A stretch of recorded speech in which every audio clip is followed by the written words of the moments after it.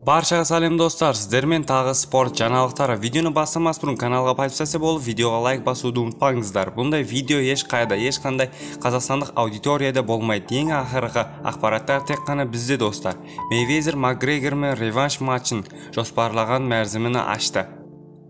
Жеңилмеген улуу боксчу Флойд Мейвезер ММА супер жулдузу Конор Макгрегор менен ринге кайтадан болууга үмүттенген кезине айтты. 2015-жылы мансабын аяктагандан кийин Мейвезер кесипкой рейтингде 70-жеңиске издеп бир жылдан кийин бокска оралды.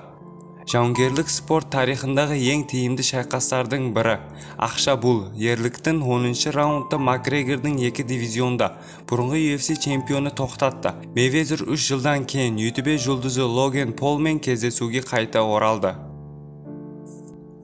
Енді 45 жастағы ойыншы өзінің ең белсенді жылын 10 жылдан астам уақыт ішінде аяқтамақшы. Осы жылдың мамыр айында Абу-Дабиде Дон Мурмен кездескенде Мейвезер осы демалыс күндері жапондық ММА күрескері Микури Аскарға қарсы ойнайды.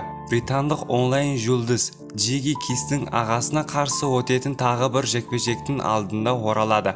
Мейвезер 2023-жылы Макгрегордун кек алуун күтеді. Сұхбат барысында Дейл Майл Мейвезер Макгрегор менен реванш 2023-жылғы жоспарлаганын растады. Акча маалыметтер боюнча келиссөздөр онун Ирландия менен экинчи бийик арасында жалгасууда. Алайда ол 2022-жылы калган миндеттерине назар аударды. Мен осы демалыс күндөрү сол жерге барып, көңүл көтөргүм келеді.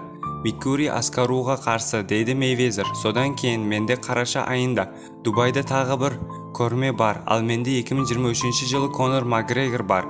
Мейвезер мен Макгрегор 5 жыл бурун акча үчүн күрөш жана жауынгерлик спорт тарихындагы эң үлкен жекпе-жек деп аталган кезде ерлі зайыптылар кесипкой рейтингде көрсөткөн эди.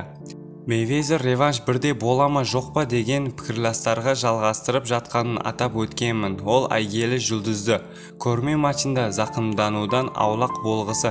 Біз бул көрме немесе нагыз жекпе-жек болатынын билемиз, бирок бул тууралуу жана башка турлуу аңгемелер болады, деп моюндады Мейвезер. Мен көрмени каалаймын.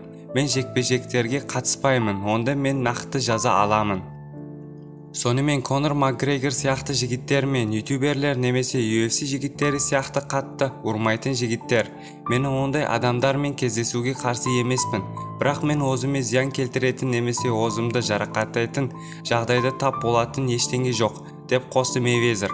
Мейвезерде Макгрегорда 2017-жылдын бастап жартысы кайта баштауга дайын экендиктерин билдирген эди.